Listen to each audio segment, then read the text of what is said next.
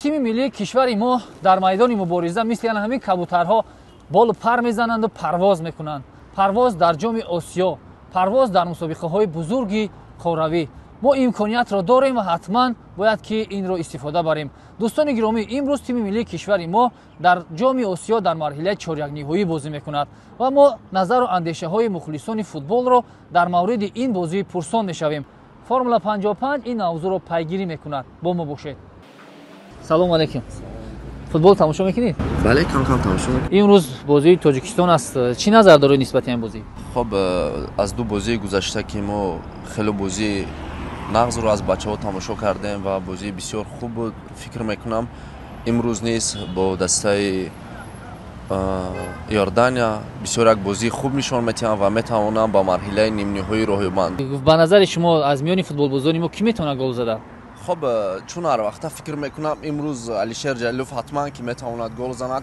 بعد اون قدر حالتایی که نتوانست حالتها رو به گل تبدیل کرد، امروز فکر میکنم که علیشیر میتواند گل بزنه و تا وحدت هنونوف که در خبط دیوم بسیار خوب بازی میکند میتواند با زدن گل موفق شود و ما با حساب 2-0 امروز پیروز میشویم. از جانب شرکت فرمول 55 به برادر ما فریبت در حجم 55 سومانی همچون تحفه موفقیت خوانید.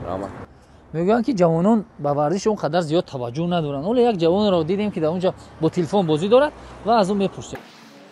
بخشش وقت شما رو میگیریم. فوتبال تماشا میکنید؟ Бale. Да. Ба ки мухлис мекунед? Сборная Таджикистана, конечно же. Мы ожидаем от грядущего матча победу нашей сборной. Я уверен в 100% в наших парнях. И думаю, что сегодняшний матч закончится со счетом 1-0 в нашу пользу.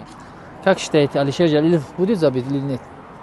Я очень на это надеюсь, потому что, смотря предыдущие матчи, была плохая реализация моментов, и мы сегодня ожидаем улучшений в этом плане.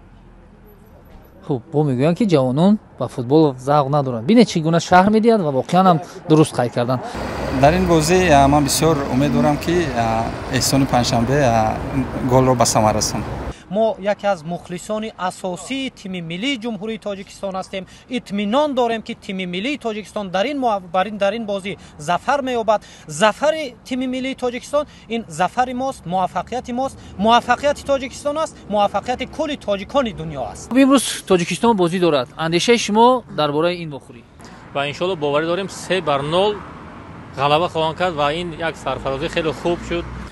از روی تجربه هایی که پیشتر داشتن و چند بازی که آخران کردن، منم باور دارم و با این باور هستم که خدا خواهد تیم ملی ما پیروز میشود. تاجیکستان با پیش. اینجا یک برادر حالا مشروطه منکریسته ما همون مومنت استفاده میبریم، از اون میپرسیم. سلام علیکم. یک دقیقه وقت شما رو میگیریم. مسئله همین روز بازی تاجیکستان میشه. شما خبر دارید؟ Да, конечно, я знаю то, что сегодня в 16:30 у нас игра с Иорданией. Я очень жду эту игру. Буду смотреть, болеть за наших. Какое ваше ожидание от этого матча? Ну, мои ожидания, я думаю, то, что наша сборная, у них очень большая мотивация, и они выиграют этот матч со счетом 2-1. Да. И гол забьет, я думаю, то, что Вахдат Ханунов еще раз станет героем. از جانب شرکت فرمول 55 برای شما همچون تحفه فریبت در حجم 55 سومانی و تیم ملیمون موفقیت می‌خواهیم. سلامت باشید. باز یک جوان دیگر سرگردان بازی با تلفن است. ما نیز از اون میپرسیم که امروز درباره چی بخیا رخ میدهد میدونید نه؟ سلام علیکم. سلام علیکم. شما درباره فوتبال ورزش یگام تصورات دارید یا نه؟ البته بازی ها رو تماشا میکنید. امروز چی گپ میشود امروز اگر بدونید؟ امروز یک رویداد مهم تاریخی به وقوع میپیونده. تیم ملی تاجیکستان بار نخست در جام آسیا در مرحله چهارگانه‌ای بازی میکنه. چگونه حساب رو شما منتظرید؟ البته اردن برای منتخب تاجیکستان حریف سهل و ساده نیست. اکثر کارشناسان امروز فکر میکنن که پیروزی بر مقابل اردن کمی برای تاجیکستان یک آسان به دست میآید، ولی گپ اگر درباره پیشگویی رود، من جانبدار آن هستم که تیم ملی تاجیکستان غلبه کند و فکر میکنم که حساب واخوری با نتیجه مینیمالی 1-0 یا 2-1 به فایده تاجیکستان به انجام میرسد.